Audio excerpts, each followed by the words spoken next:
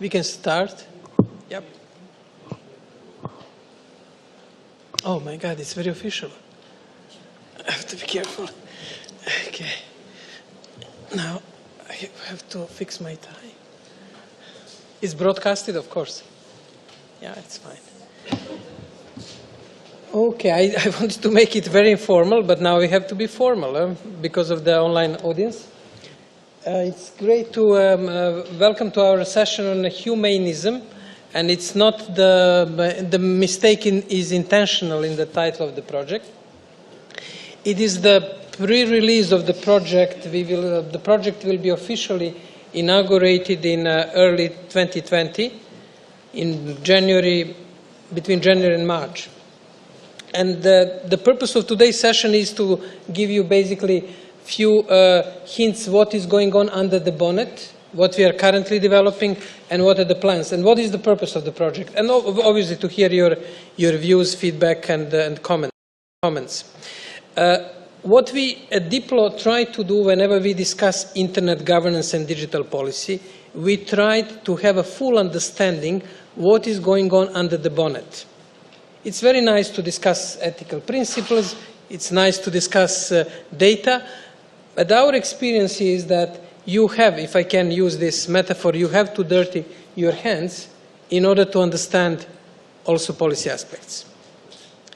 And with this project, we are trying to use AI in a way that, first of all, we have full understanding what it is all about, and second, also to do something useful, obviously, and to have an impact in the key discussion on our time, which is related to a rather simplified perception of AI. It's either dystopian or utopian, and AI is part of our reality. I'm sure you can quote many examples from Google search to Facebook, to the ordering on Uber, where behind there is some sort of AI technique. We have to be careful in using AI terminology. And we said, okay, instead of going into rather naive dichotomy against or for AI, we have to literally call AI to sit on the negotiating table with us. And if you attended this morning's session with the Kuvalu, the AI engine, we provided one chair for this system and said, okay, AI is around, and we should consult it, he, she, whatever it is, and it should help us to make more reasonable decisions. That's the main logic. Now, it has a bit of a history in my work in different UN or international related initiatives, starting for the Working Group on Internet Governance in 2004, then I was in the mapping exercise of CSTD, and recently I was at the UN high-level panel, and in many VSIS meetings, OSCE, international meetings. What I've been noticing is that with the growing complexity of digital policy issues, we have been facing the limits of dealing with the complexity of the issues per se. Let's say in 2004 there was a question, should ICANN remain multi-stakeholder or move to the UN system? There was a relatively simple dichotomy. Everything else was more, let's say, future thinking, what we do with data. I still remember during the VSIS. It was like exotic topics, you know. What is happening now is that we have issues which are so complex to manage that we cannot grasp, even from my experience, especially recent experience, even very smart people and very powerful institutions cannot grasp the complexity. And I'm using the term complexity on a purpose, the usual, Anna, I hope you're fine? Andrei, yes, okay, please. What we essentially, let's say the game chess or even Go is a complicated game, but you can logically, you can grasp it. The policy is like a soccer, it's a complex. In soccer you never know what will be the interaction with other players, and it makes the game complex. Why complicated games we can somehow put under control and manage it and even win, as it happened with both chess and Go. For complex systems, it is much more difficult. What does it mean practically? In Geneva, where I'm based at the Geneva Internet Platform and DiploFoundation, you have in the radius of, let's say, 3 to 5 kilometers, many organizations that deal with data. And data, as you know, it's a very, very topical issue. If one organization, I can give example of WTO, for example, discusses mainly free flow of data in the context of e-commerce.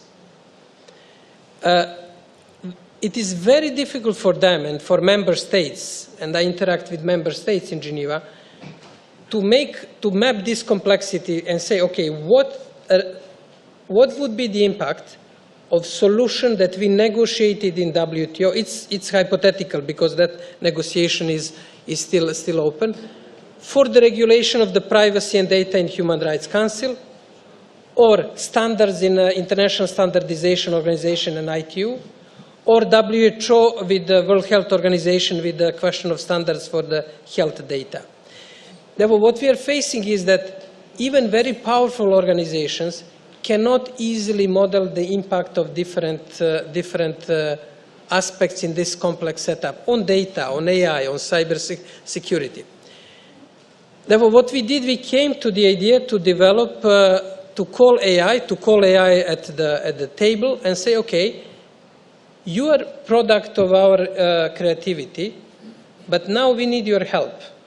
Obviously, we are going to decide what will be the ultimate, let's say, policy on data or in AI, but we need your help in two respects. First, to help us to manage complexity of issue per se. Therefore, when we see we need free flow of data, what is an impact on the privacy? What is the impact of the health data? What is the impact of scientific data? Data is a public good. That's the first point. And second point is to ask AI to process the whole, corpus of human knowledge and tell us, based on this corpus of human knowledge, what would be the advice of AI or machine, how we deal with ethics, how we deal with the human free will, how we deal with human dignity, and some issues that defines us as humans, codified in Human Rights Declaration or implicit in the historical, religious, philosophical, and other documents. Therefore, that's basically the construct. Therefore, these three elements bring AI at the table and say, okay, you should join us in negotiation at the UN or in policy discussions or in future IGF meetings. You are not somebody outside. You are our creation, and we need to involve you. This is to some extent experience with inspired by negative experience what's happened with Frankenstein, when Dr. Frankenstein made a created creature, but society, humans, refused to interact with that creature. And initially, if you can recall the movie, the creature wanted love, wanted affection, wanted to be human. But humans, because it looked different, it looked very mechanic, didn't feel like doing that. I think we cannot, that Mary Shelley's book, which incidentally was written in Geneva 203 years ago, that's, I think, very inspirational for our time. We have to be responsible for our creation and, in that sense, creatures. This is the first point. We should invite, this is our proposition, AI to join us and to help us. Second, it will help us by managing complexity of issues per se. I gave example of data. I'm sure if you are involved in the internet discussion, you can find many other examples, cybersecurity, AI, human rights, digital identity, taxation. All of those issues are multidisciplinary.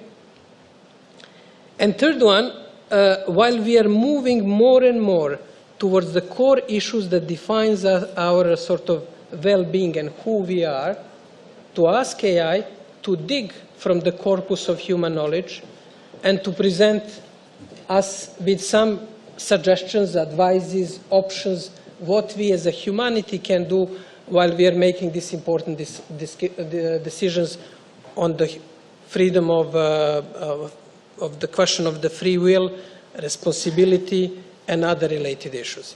This is the context. Now, what we have been doing so far, the project will be official. This is a pre-launch. We have a website. Now, let me get to the practicalities. We have a website. We started very interesting knowledge journey. This is sort of map. You see, it's written in the. There are no stains from the coffee. But it's almost like I use the coffee cups and the tea cups to draw these Venn diagrams. You know, I should get more sophisticated. But this is basically what we are discovering now. The knowledge of the subject, in our case, digital policy, is the most important. Then you have a cognition, logic, framing of the issues, patterns. And then you have a technology, computation, which is, at least in our experience, it is not as important as it is presented in the public discourse with this super machine. If you give a good advice, if you know what you're talking about, machine will just crunch the numbers and data, and it will have some useful product. But this is the logic. We are always adjusting the size of these three circles, and this is the current situation. In discussion, it's very small. This is it's really small. This is a pyramid of knowledge that from the latest AI articles to the core books, holy books, ancient books, literature, and other things. We won't have a time here, although we may, well, it's very limited. We have 40 minutes. But we try to finish every session by asking the audience, and we may do it with Mentimeter if we have a time, asking the audience, what are the three books, which in your experience, you would give the special value and relevance for the mining, this mining of the corpus of human knowledge? What in your view are the books which can help machine better than other books and materials to understand this question of the future of the humans, free will, human dignity, and what defines us as well, not only human beings, but also responsible citizens and other details. Now, it's very exciting. We have the language robot, we have language line, we have philosophy line, and it's a really exciting discussion where our colleagues from Diplo team are making comments. They bring the articles, and it's really important. This is okay. This is sort of I always try to start this presentation with my favorite drawing of the wireless technology. And here are, for example, books which are the favorite fiction books consulted by venture capitalists in Silicon Valley. And two biggest are The Alchemist by Pablo Coelho and Master and Margarita by Bulgakov. Those are, you can see the other smaller circles. Therefore, think while we are going through this, maybe we'll fix later on Mentimeter, think about three books, or you can write it on the piece of paper and we can inform you what it is all about. What would be your three books that you would put, give the special weight in the machines? Because we'll have many books, obviously, many texts. But let's say holy books have the much higher weight than latest blog post written after the IGF. But this is the weighting element is important for AI.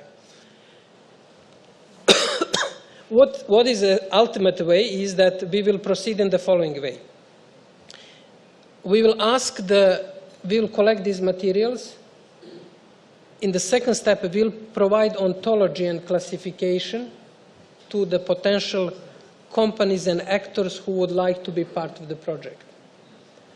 We will give them 6 months based on that ontology to prepare 5 pages long social contract, digital social contract, answering questions of ethics, security, responsibility, and other core issues. We have already indication from some big companies and research centers they are ready to be part of the project. After 6 months, they should come back to us, to transparent, broader international community, and explain how they came to each formulation.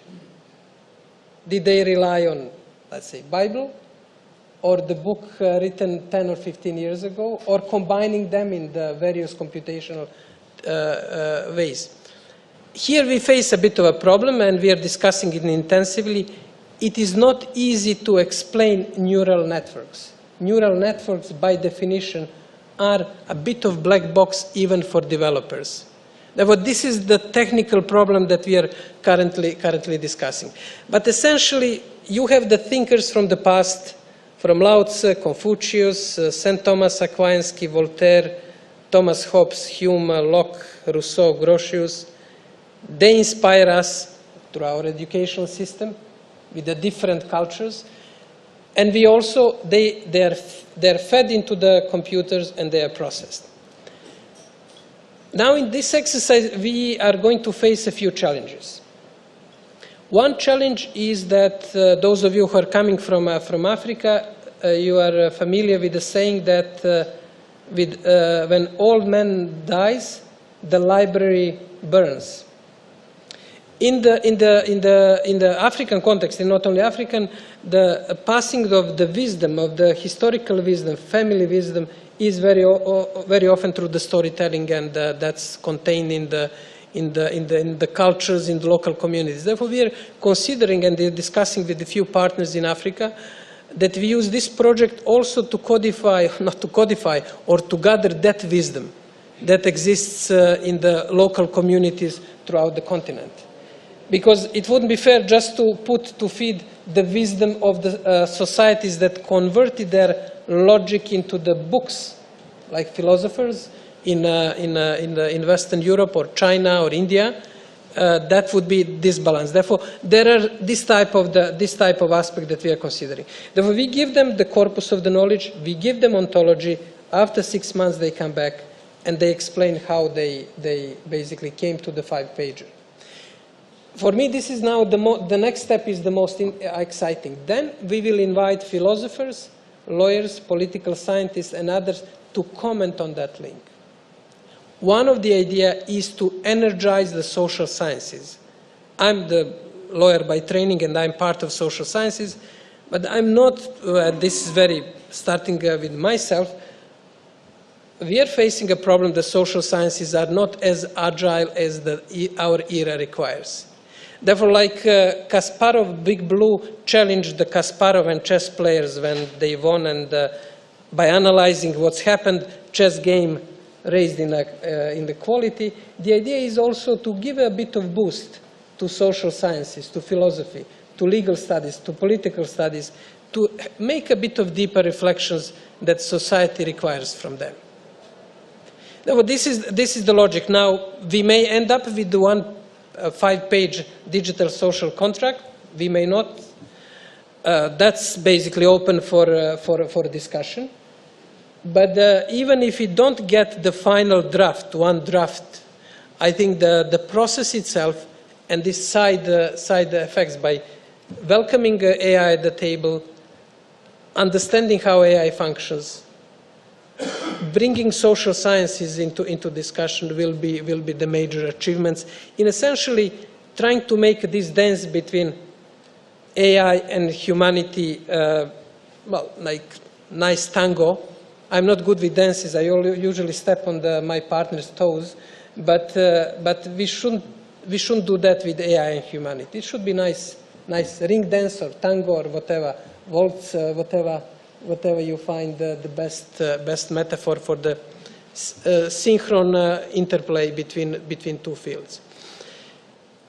In addition, what we are doing at Diplo, by using this approach that we want to see how it works in reality, we are developing a system ourselves. And it's already used for the processing of the transcripts of the everyday discussions at the IGF. Therefore, at the end of the day, we have some sort of AI report from the previous day. Artificial intelligence generates a report.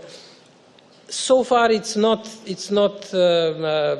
remarkable, but we are now fine-tuning it, and I'm sure till the next IGF we'll have a quite powerful reporting tool from the events. Some of you attended this morning's session on AI with Vlada. What was interesting, Kuvalu, which is sort of our materialization of the AI, we wanted to avoid Sophia's, another Sophia, you know. They are bringing Sophia and Sophia talks and this and that. We wanted to avoid that because it is an anthropomorphic approach. We wanted, it could be coffee machine that can have AI. Kuvalu spoke today about AI based on all transcripts of AI that we collected over the last 3 years, 3 to 4 years, when AI came into the fashion at the IGF. And if you noticed, it was rather, let's say, somebody told me it's a rather political or diplomatic speech, but what Kuvalu did and what our AI system did behind, it basically reflected what was discussed in the sessions. And, you know, AI sessions for a long time will be either dystopian, utopian, future is great, we have to discuss more, we have to explore, and Kuvalu picked that narrative and develop story. And there were some disappointments. I said, but, you know, we expected something more, some more insights. I said, no. That was a reflection on what existed in transcripts. And we didn't want to intervene at all. We basically gave it. And this is an interesting lesson. Unfortunately, it shows that our discussions sometimes are not as insightful as we think. Sometimes we repeat similar phrases, similar narratives, and AI acts in a way as a mirror. And sometimes we are happy what we see in the mirror, not with the age, but sometimes we basically have to see if we can change not AI, but change our critical thinking and way of addressing the issues. Now, quickly, because I have really nice. This is one of the visualization. Question of choices, question of justice mediated through digital tools. Question of progress is a big issue. In the basis of enlightenment, there is idea of technical progress, but what we can do with the human progress of human capacities and human skills. And this issue of the progress is important philosophical discussion that we'll be facing more and more in our discussions. This is what I prepared for my presentation in Vatican. And I heard that it's already happening in Poland because they face the lack of priests and they have some sort of app where you can do whatever confession by using the app. And that was really the trigger, the interesting discussion with at that conference in Vatican with Augusto. You met him this morning during the session. And it was one of the most in-depth discussions that I've had on digital ethics issues and AI and ethics so far. There is a question of meaning and then reflections of the digital axial period, Chinese philosophy and the internet, Shan Yang, Confucius, Lao Tzu, great Vienna thinkers who are basically in the basis of our era, von Mises, who proposed the liberal economy, Schumpeter, who was one of the major thinkers of business, Hayek, who put knowledge economy, knowledge society in the center. I'm simplifying. Freud, obviously, who moved deeper in the human psyche and in a way paved the way for this attention economy that we are facing nowadays by Facebook and Google, by digging into the human motivations and our weaknesses to be liked, to be disliked, to be for a fame and other things. And for me, the most important thinker is definitely Wittgenstein, Ludwig Wittgenstein, who epitomized the AI evolution. In his early days, he went to Cambridge with Bertrand Russell, and he tried to mimic, through the logic, human thinking. And then he more or less failed. That it means, if Jovan doesn't have a cup of water, bring him a cup of water. Or if Jovan is speaking too long, send him a signal that the session should finish soon. That was mimicking any type of the human situation. But then he moved back to Austria, and he was teacher in the village, and he said, well, it doesn't work that way. And he moved more to what can be called, in his investigation, his first book was Tractus, he moved to mapping patterns in human behavior. And then he became quite, I would argue that he paved the way, conceptual way, for what's happening currently with artificial intelligence. Therefore, you give up on the idea that you can mimic the logic through algorithms, you collect a lot of data, you establish the patterns, and you work with probabilities. What does it mean? Most likely, if Jovan is thirsty, we can see he's speaking slower, he did it last 3 or 4 events, most likely he needs some water, and I need some water. Okay, that's it, and then you have Rousseau, Hobbes, Locke, and other philosophers, and the list is quite long. But what I wanted to say, we are trying to do very practical AI development of the tools based on neural networks, but also discussing philosophy and doing philosophy in a very practical way. It's nice to discuss philosophy over the coffee, and I really enjoyed it a lot. But we are living in an era where you have to do everything with a purpose. You have to create impact, outcome, output, and this and that. And I mean, ultimately, most of the philosophy could be very practical and relevant. And we are trying now to collect great thinkers from the different cultures, from definitely Asian culture, thinkers from the great golden age of Arab civilization, Ibn Khaldun and other thinkers from the African culture and African sort of cultural, philosophical heritage.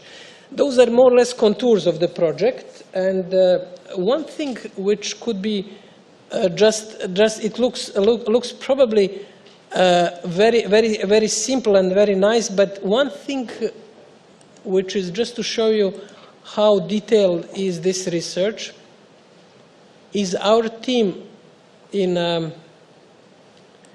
we, for example, developed IGF dictionary by doing data mining with more than close to 2,000 words and phrases, and indicated, according to our taxonomy, in what context those words are used.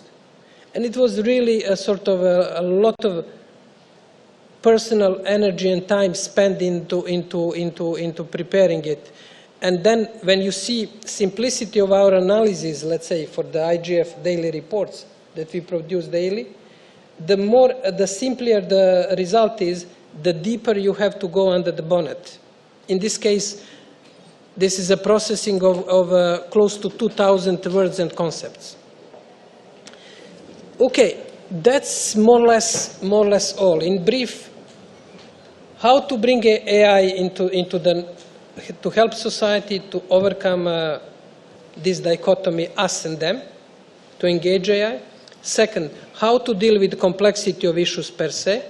Third, how to dig into the collective wisdom of humanity, especially on issues of ethics and issues which are now coming in the forefront. Those are our three aims. Practically speaking, how to do it. Prepare taxonomy and the corpus of the knowledge, give it to the companies and the research institutions, ask them to come in the 6 months back with their draft, ask them to explain their draft, invite philosophers and other scientists to comment on the draft, and energize the whole social sciences, legal studies, political, philosophical, sociological, around this, one of the key debates of our era. While we have that vision, we start with very practical things. We process the transcript from the IGF. And this is always how Diplo does. We have a vision, but we start with very simple, tangible things that we can see what works in reality. Then we can discuss ethics or responsibility once you experience yourself how the, let's say, data mining tools or neural networks function. That's more or less the logic, and now we have 24 minutes for comments, questions, criticism, skepticism, which are in particular appreciated and welcome. Andrei. Thank you, Professor Kurbalija, for letting me speak. Just one question. As you know, different countries imposing different policies regarding the sovereignty of the internet in Russia, for example, and how these tool, instrument, or platform will work for the reason of one world, one internet, or for the reason for keep internet not fragmented. Is it a useful thing for that or not? Or maybe it is not? You know, well, Andre, it's a good question, and I think essential question. I have now to distinguish between issue per se, let's say question of sovereignty, security, and methods that we plan to use. Now, first, Internet is the same, but values and perception of the Internet and policies are different worldwide. And I think we should, if we want to preserve unified Internet, we should recognize ethical, policy, and other diversities. Whether we agree with this or disagree, this is another question. But diversity exists when it comes to values, and they're conditioned by history, by culture, by religion, by many other elements. This is the first point on the second. Second point is that by going through this analysis, we are realizing that we have more in common than it looks when you sit and you follow the very contested, for example, negotiations on cybersecurity or digital policy. And I hope that by having Kuvalu in the, well, we should find probably some other name, but Kuvalu, this was what Vlada invented one early morning at 3 o'clock while he was preparing for a trip to Geneva. By having Kuvalu in the room, we can clean a bit of noise which exists on the level of misperception, lack of information, lack of understanding complexity, turning complexity into negative framing. If you don't understand, it's very human, you don't understand something, you usually make step back and you get into your position, national, company, different stakeholder position. This is how humans typically deal with uncertainty. Maybe this machine can help us, hey guys, you are not as different as you think in your positions. There are so many convergences. Therefore, this is the point. Whether we are going to provide concrete solutions, I don't think so. It should be done by humans. It should be done by countries, by different stakeholders. But machine could provide some sort of input in that discussion by reducing noise, confusion, stereotypes, and these other extra elements. Any other question? Everything is clear?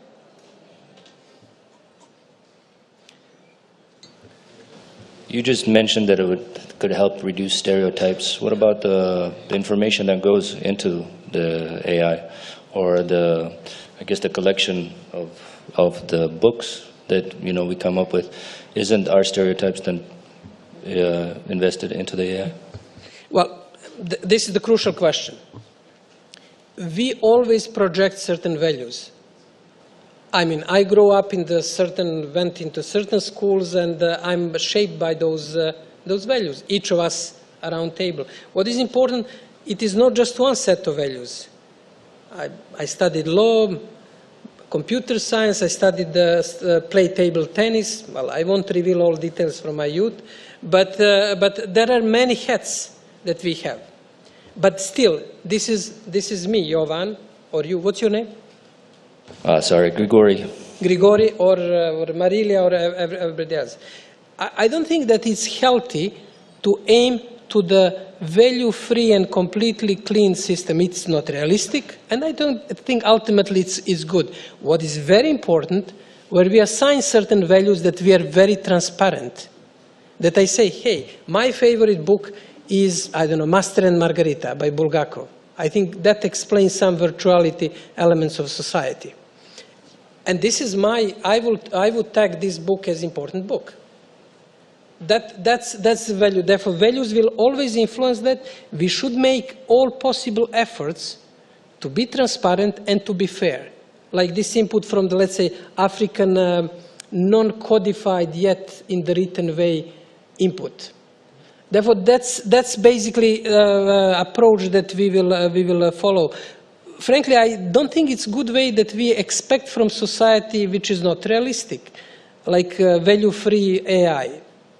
I mean, this AI this morning at the session was boring, this statement by Kuvalu, let's admit, but it was a reflection of what we were doing during the previous year on the IGF.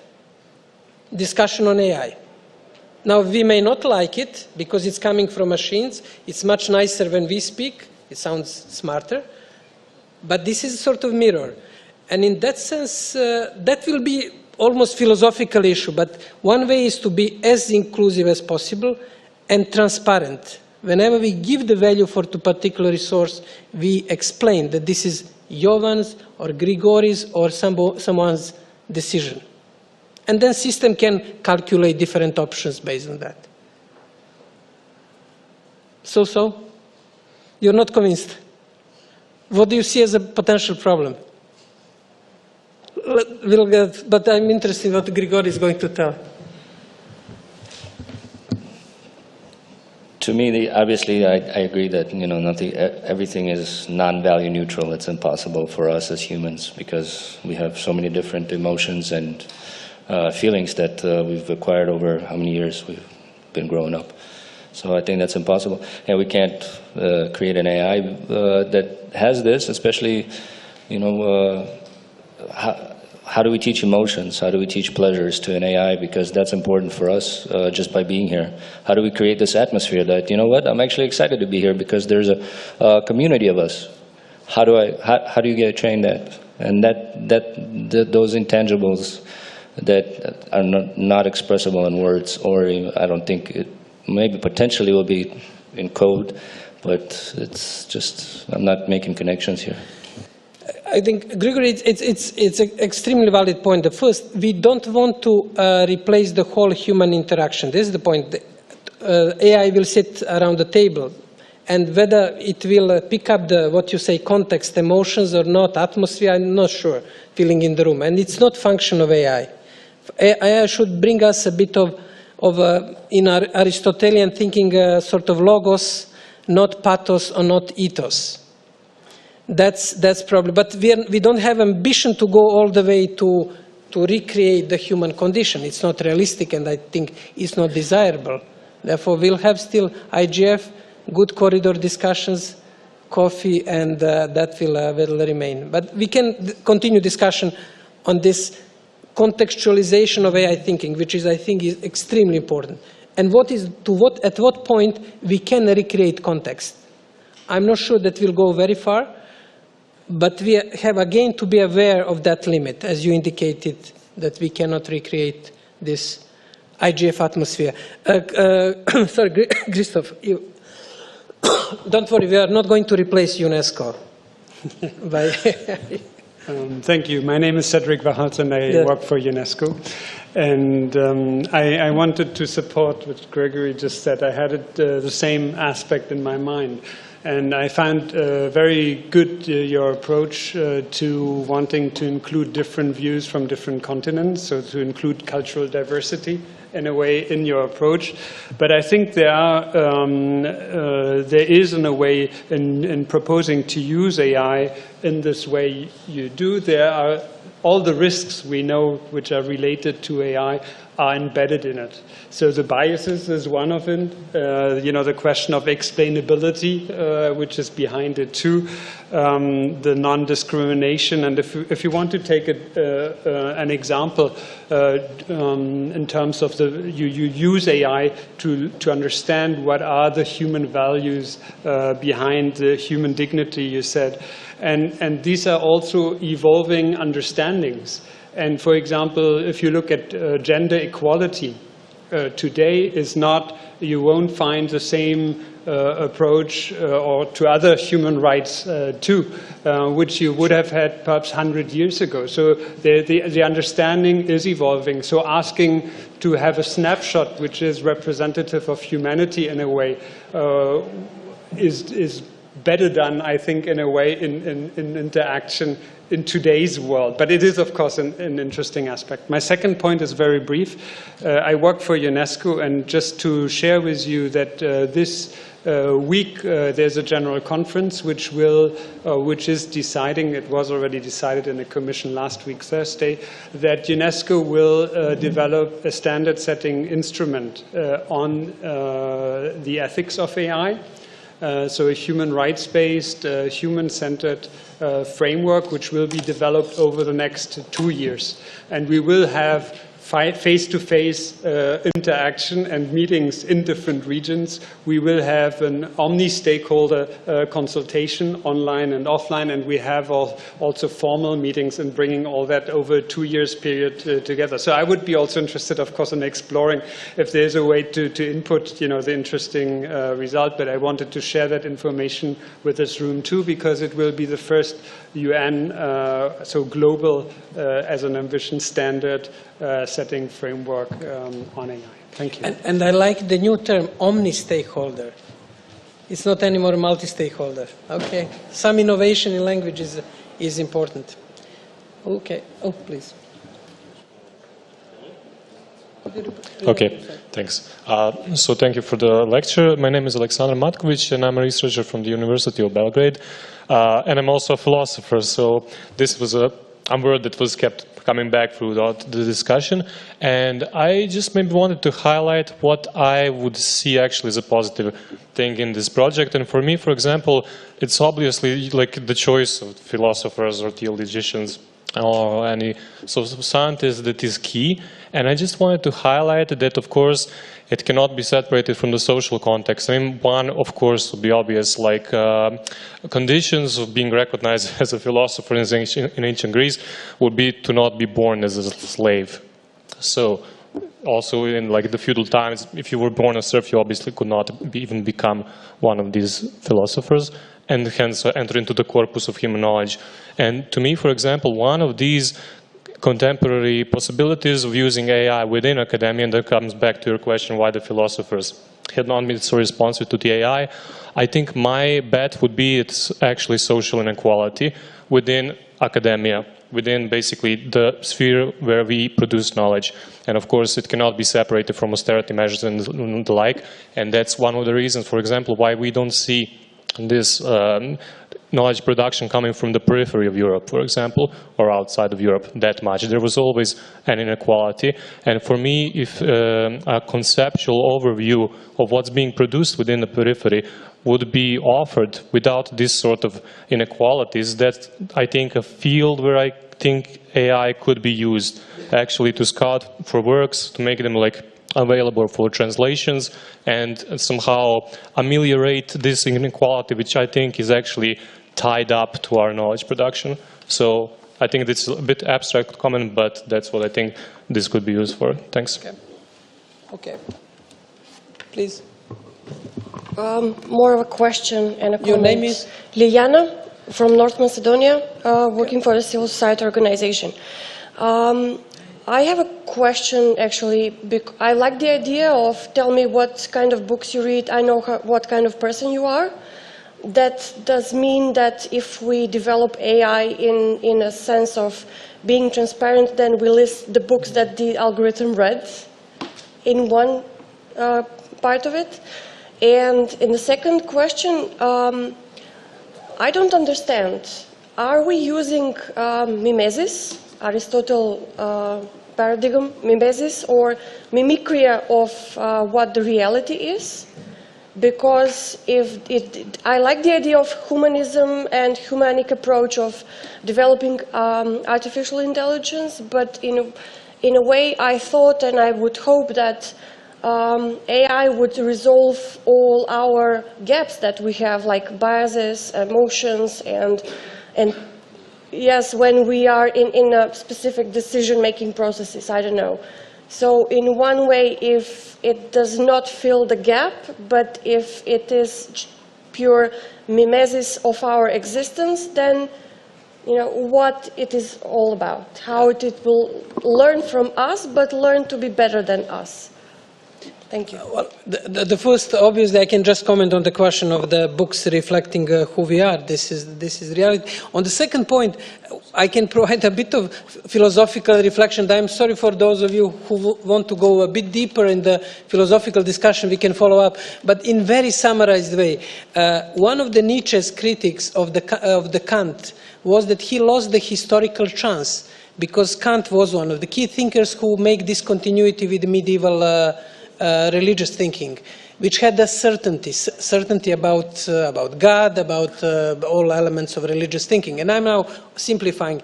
And Kant said, Nietzsche said, hey, you lost the chance to tell people that there is no certainty. You gave them scientific certainty instead, rational certainty, to put it very, very, with the Kantian thinking. And we are living, Nietzsche thinks that it is the basis of all troubles that we'll have ahead of us. The idea that you can create always solutions, and that you will have always outcome-output impact, you know, project development and other things. Now, it's a philosophical reflection. We can discuss if Nietzsche was correct or not, but it was his idea. What is our point is not necessarily to develop solutions. If solutions emerge in discussion, that is great. But I think we shouldn't give the false hope that we will create ready-made solutions. We'll have a problem with fundraising in this project because all projects require the outcome-output impact. But the idea is to create the conditions that will help us, inshallah, to be smarter, more responsible towards society, more inclusive, more engaging. That's sort of a realistic outcome that we can have. By getting outsider, like this morning, I was following carefully a reaction to the Kuvalu. There was a bit of disappointment. Hey, there are no insights. Machine is telling us in the boring way, very boring message. And I think if we move AI as a mirror, that could help us maybe to develop, like Big Blue against Kasparov helped to play better chess. But it was ultimately up to the humans to develop it. Please, your name?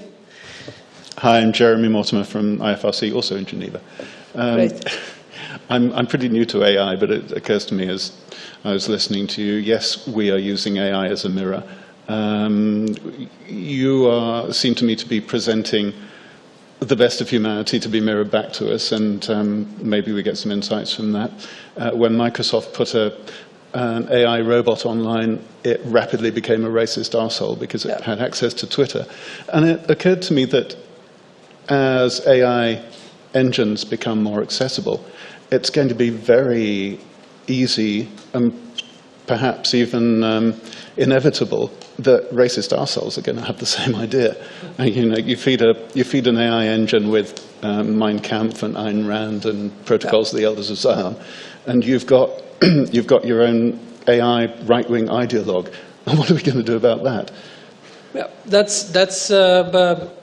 well, the history of humanity is not as we know. I mean, it's not necessarily rosy. There were all sorts of strange thinking and strange concept, fortunately distributed almost equally worldwide. Therefore, there is no monopoly in the sort of this type of writing and thinking. Obviously, we live in the context that is shaped by our values. By values of the Declaration on Human Rights, by our cultural traditions worldwide, different religious, and we have to anchor the outcomes of that into the certain context where we live now. Therefore, that will be one of the guide, like Nietzsche or Kant or Socrates, or they wrote in the certain social context. We are also doing this project in certain social context. It doesn't mean that we will censor the things. We will try to do it as sort of inclusive, as transparent as possible. But ultimately, it's up to us to contextualize it. If you excuse me again, very briefly. It occurs to me that the importance of the question is because a racist arsehole AI has some real practical use in a way which an AI philosopher might find more difficult. I mean, where so much social interaction, so much important social activity goes on online, a racist arsehole AI can take the place of hundreds of people sitting in some Russian troll farm. Well, that's also distributed equally worldwide. But one of the latest projects is there anyone from OpenAI here? OpenAI? Nobody? OpenAI created this GDP2 algorithm for neural networks, well, almost 10 months ago. And their aim is to create open, transparent AI, obviously. It's in the title of the company. But when they created it, when they started experimenting, they realized that it was so powerful, and then they made a step back and say, hey, somebody is going to use it for manipulation, fake news, and the racist or whatever. They put embargo till 3 weeks ago, now 4 weeks ago, and they released it publicly 4 weeks ago. And therefore, logic is it's better to make it transparent, even if it can be misused. Now, we can debate that, but this is their logic, which is also in the ethos of the company. Yeah, misuse will be major, but that's again the mirror exercise with the society. Ultimately, we, with our values, which are codified in Declaration of Human Rights and the core values of societies, we have to be in charge. But it doesn't mean that we should not bring AI to help us to understand and to manage complexity, with obviously filtering what you mentioned, the racist or gender equality would not flourish if we really try to dig the history of the humankind, which wasn't really, to put it mildly, kind towards women. Therefore, those are issues that we will look through eyes of our time and our era. Yep. Good. Now, we have 3 minutes more, and you have on the screen, if you write menti.com, you can suggest 3 books that you think should receive the special weight and special importance into our project. What are the 3 books that, in your view, can help us to draft the future of humanity? Questions of ethics, question of the free will, question of human responsibility for society and nature, question of the collective rights. Whatever you consider, what inspired you, what would you give to this machine and say, hey, you have to consult these 3 books. You write menti.com and you use code 30444. That's it. Let us see what will come. It's obviously it's anonymous. There is there are no indications, and we cannot trace inputs. While you're trying to write it, we have 1 minute 40 seconds more, 39, 38. Do you have any other comments, questions, suggestions? Maybe if you're interested for follow-up, we'll circulate the paper. You can write your email.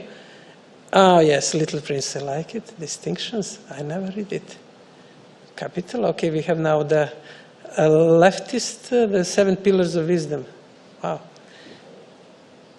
Okay, do we have, Natasha, do we have some paper to circulate if somebody is interested in follow-up? Pardon? Concept, no, it's with me. Okay.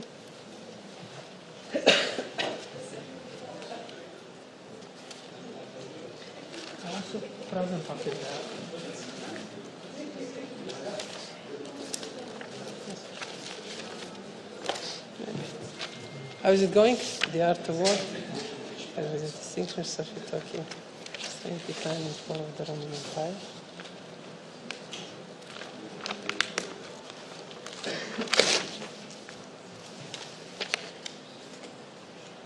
Okay, you may just write, Alexander, можете почнете да.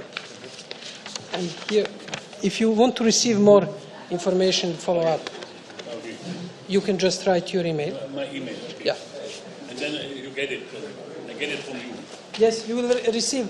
The purpose of this collecting of email is that you receive updates about humAInism project, if you're interested. What's going? The Black Swan. Okay. Real friend. Yes, you write and you circulate. Friend Elena. Okay.